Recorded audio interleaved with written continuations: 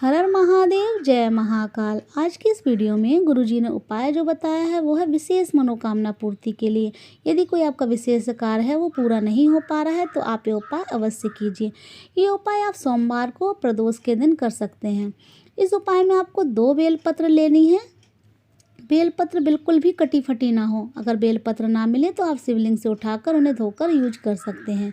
और 1 लोटा शुद्ध जल आपको अपने घर से लेना है। किचन में जो आप बाल्टी या आरओ वगैरह जो लगा रखा है वहाँ से आपको जल भर लेना है। तो 2 बेलपत्र और 1 लोटा जल लेकर आपको जाना है शिव मंदिर। वहाँ जाकर जो आप 2 बेलपत्र लेकर गए हैं उनमें से 1 बेलपत्र आपको लेनी है। बेलपत्र की जो बीच वाली पत्ती होती है उसकी जो डंडी होती है, बेलपत्र की जो बीच वाली पत्ती की जो डंडी जुड़ी हुई होती है, तो उस डंडी को आपको पकड़ना है। और उस डंडी को पकड़कर आपको वो जो बेलपत्र है वो आपको जलाधारी के पास आपको समर्पित करनी है। श्री शिवाय नमस्तुभ्यम या ओम नमः शिवाय का लगातार मंत्र जाप करते हुए। जो जलाधारी के पास जब आप बेलपत्र समर्पित करें तो पत्तियां शिवलिंग की तरफ हों और जो बेलपत्र की डंडी है वो जलाधारी से थोड़ी सी बाहर की तरफ हो। ये ध्यान रखना है कि इस तरीके से आपको बेलपत्र पकड़कर समर्पित करनी है। अब दूसरी बेलपत्र भी इसी तरीके से पकड़नी है और वो शिवलिंग के ऊपर आपको समर्पित करनी है। शिवलिंग के ऊपर जब आप समर्पित करें तो जो बेलपत्र की पत्ती हो वो आपकी तरफ हो। ध्यान रखिए, बेलपत्र की जो पत्ती हो वो आपकी तरफ हो और बेलपत्र की जो डंडी है वो विपरीत दिशा में होनी चाहिए। बस ये ध्यान रखें कि पकड़ना आपको बेलपत्र की जो पत्ती की जो बीच वाली पत्ती होती है उसकी डंडी से है और बेलपत्र की जो चिकनी वाला साइड होता है वो शिवलिंग में और जलाधारी में स्पर्श करना चाहिए। इस तरीके से आपको बेलपत्र आपको समर्पित करनी है। अपनी मनोकामना बोलिए बाबा से। उसके बाद जो आप जल 1 लोटा लेकर गए हैं तो जहाँ आपने जो पहली बेलपत्र चढ़ाई है जलाधारी के पास, वहाँ आपको उस लोटे का जल 5 बार, थोड़ा थोड़ा जल आपको 5 बार चढ़ाना है। लेकिन आपको पूरा जल नहीं चढ़ाना, ध्यान रखिए। अभी आपको 5 बार तो जल चढ़ाना है। 1 बार जल चढ़ाइए श्री शिवाय नमस्तुभ्यम, दूसरी बार जल चढ़ाइए श्री शिवाय नमस्तु। लेकिन आपको जल बचाना भी है। 5 बार आपको जल चढ़ाना है उस बेलपत्र के ऊपर। बेलपत्र की अगर वो बेलपत्र नीचे जलाधारी से गिर भी जाए तो भी कोई बात नहीं, आप जलाधारी के ऊपर आप जल चढ़ाते रहिए 5 बार। उसके बाद जो बचा हुआ जल है उस जल को जो आपने शिवलिंग के ऊपर बेलपत्र समर्पित किए उसके ऊपर आपको समर्पित करना है 5 बार। तो 5 बार आपको जलाधारी वाली बेलपत्र पर और 5 बार शिवलिंग वाली बेलपत्र पर आपको जल समर्पित करना है। जब आप शिवलिंग वाली बेलपत्र पर जल समर्पित करें तो वो आप जल समाप्त कर सकते हैं। फिर आपको जल समाप्त कर देना है लोटे का। ये उपाय कीजिए। गुरुजी ने कहा है सोमवार और प्रदोष को आपके उपाय करना है। ये उपाय इतना खास है, यदि आपने 5 या 7 सोमवार ये उपाय कर लिए या लगातार आपने प्रदोष में ये उपाय करा तो आपकी जो भी विशेष काम है वो सारे पूरे होने लगेंगे। आपका कोई काम रुक रहा है तो वो आपका पूरा होने लगेगा। तो ये उपाय आप अवश्य कीजिए। एक उपाय गुरुजी ने और बताया है, ये उपाय भी बहुत खास है। गुरुजी ने इसका दिन निश्चित किया है।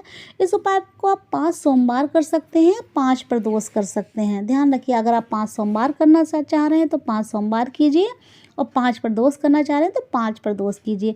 लेकिन ये उपाय आपको शाम के समय करना है, प्रदोष काल में। इस उपाय में आपको क्या करना है, आपको लेना है 1 लोटा जल। तांबे के लोटे में जल लेना है, जैसे बताते हैं गुरुजी। किचन से आपको जल भर लेना है तो आप जल भर लीजिए। उसके बाद आपको 5 बेलपत्री लेनी है। ध्यान रखिए, 5 बेलपत्री लेनी है आपको। 5 बेलपत्री लेने के बाद आपको पीला चंदन चाहिए। तो वो जो पीला चंदन, अष्टगंध आप ले सकते हैं। तो पीला चंदन आपको लेना है। इसमें लाल चंदन नहीं चाहिए, पीला ही चंदन चाहिए। गुरुजी ने जोर देकर कहा है कि इस उपाय में आपको पीला ही चंदन चाहिए।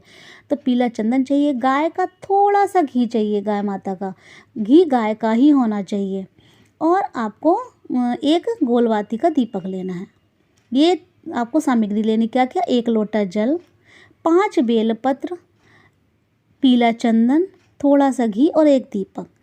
अब इस उपाय को आपको क्या करना है, जो आपने जो बेलपत्र 5 ली हैं उन 5 बेलपत्री में से आपको 4 बेलपत्र अलग ले लेनी है और 1 बेलपत्र अलग कर देनी है। तो जो 5 आप बेलपत्र में से 4 आपने अलग किए हैं, उन 4 बेलपत्री में आपको तीनों पत्तियों पर, चिकनी साइड तीनों पत्तियों पर पीला चंदन लगा देना है पूरी तरीके से। तीनों पत्तियों पर लगा देना है, 4 बेलपत्र पर, 4 बेलपत्र पर लगा दी। उसके बाद जो 1 बेलपत्र है उसमें आपको तीनों पत्तियों पर घी लगा देना है। तो 5 बेलपत्र आपकी तैयार होंगी। उसके बाद 1 कटोरी ले लीजिए, उसमें 2 बेलपत्र रखिए पीले चंदन वाली, उसके बाद एक बेलपत्र घी वाली रखिए उसके ऊपर, और उसके बाद 2 पीले चंदन वाली और बेलपत्र उनके ऊपर रख दीजिए। इस तरीके से आपको अपने घर के मंदिर में या जहाँ पीने की पानी की बाल्टी होती है वहाँ आपको रखना है, और वो दीपक प्रज्वलित करना है। चाहे मंदिर में भी रख सकते हैं, और आप चाहे पीने की पानी की जो बाल्टी होती है किचन में वहाँ भी रख सकते हैं, लेकिन ये काम आपको सुबह करना है। दीपक जलाना है और 5 बेलपत्र इस तरीके से रख देनी है। उसके बाद आपको क्या करना है, जब आप ये कर लें, फिर शाम के समय आपको वो दीपक तो आपका बुझ जाएगा शाम तक। तो आपको क्या करना है, अब आपको 5 बेलपत्र जैसे आपने कटोरी में रखी हैं बाउल में, वो उठानी है और 1 लोटा जल लेना है और जाना है शिव मंदिर। वहाँ जाकर आपको बिल्कुल सबसे पहले तो आपको जल समर्पित कर देना है। श्री शिवाय नमस्तुभ्यम का जाप करते हो और लगातार कुंदकेश्वर महादेव के नाम का स्मरण करना है। और जैसे आपने बेलपत्र यहाँ कटोरी में रखी उसी तरीके से आपको बेलपत्र शिवलिंग के ऊपर समर्पित करनी है। पहले एक बेलपत्र पीले चंदन की, फिर दूसरे पीले चंदन की बेलपत्र, और उसके बाद घी वाली बेलपत्र, उसके बाद फिर दोनों पीले चंदन की बेलपत्र। ये आपको इसी तरीके से 5 इसी क्रम में रखनी है। 5 इसी क्रम में रखने के बाद आपको जो भी आपकी मनोकामना है वो बाबा से वहाँ प्रार्थना कर लीजिए। अपना नाम और गोत्र बोलिए, और जो भी प्रार्थना है उसके लिए आप जो भी आपकी समस्या है उसके लिए बाबा से प्रार्थना करें। गुरुजी ने कहा है यदि आपके धन की, व्यापार की, लोन की समस्या है, कर्ज की समस्या है, कोई भी इस तरीके से परेशानी है, तो आप ये 5 सोमवार कीजिए। और गुरुजी ने बहुत जोर देकर ये भी कहा है आप 2 सोमवार या 2 प्रदोष ये उपाय करेंगे तो आपको फ़र्क महसूस होने लगेगा। तो आप इस उपाय को अवश्य कीजिए। और उसके बाद जब आप ये उपाय कर लें, उसके बाद जब आप घर की तरफ आएँ तो एक बार शिवलिंग को ज़रूर देखें दोबारा मुड़ के। तो ये आप उपाय कीजिए 5 सोमवार या 5 प्रदोष, देखिएगा बाबा आपकी मनोकामना अवश्य पूरी करेंगे।